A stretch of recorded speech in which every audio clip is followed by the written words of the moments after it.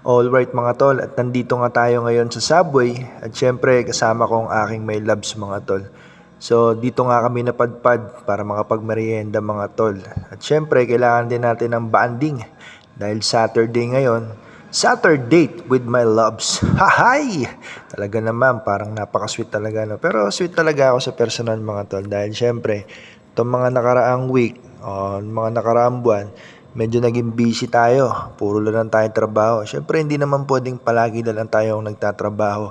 Dahil kaya nga tayo nagtatrabaho para sa pamilya natin syempre. Kaya bibigyan natin ng oras ang ating mga partner syempre. Pati na rin ang ating mga anak.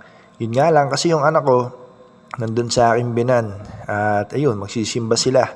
At pupunta na rin daw ng mall. Kaya yun, yung may loves ko lang ang nakasama ko ngayon mga tol. Pero ayos lang yan, marami pa naman tayong araw para may sabay natin sa gala yung ating mga chikiting mga tol. So tara mga tol, tuloy ang tsubugan natin dito mga tol. At talagang napakabisa mga tol na ang bogey natin dito sa Subway. At babalik talaga ako dito. Dahil kung ako ang tatanungin mga tol, mahilig talaga ako sa mga sandwich mga tol. Talagang favorite ko yan. So yan, yan Subway, SNR, yung mga pizza din. Syempre talagang napakabisa niya mga tol. Tapos taternuan mo pa ng salad.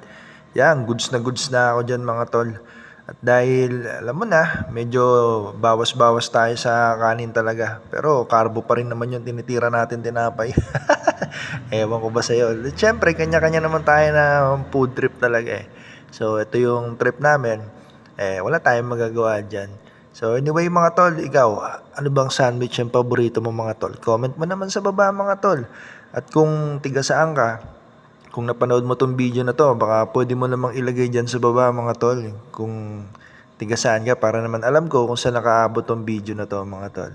Anyway mga tol, maraming salamat sa inyo sa suporta sa mga video na ginagawa ko. Na-monetize na tayo. Akalain mo yun, no? Yung mga walang entang ginagawa natin video, tapos na-monetize pa tayo. So mga tol, muli, maraming salamat sa inyo ha.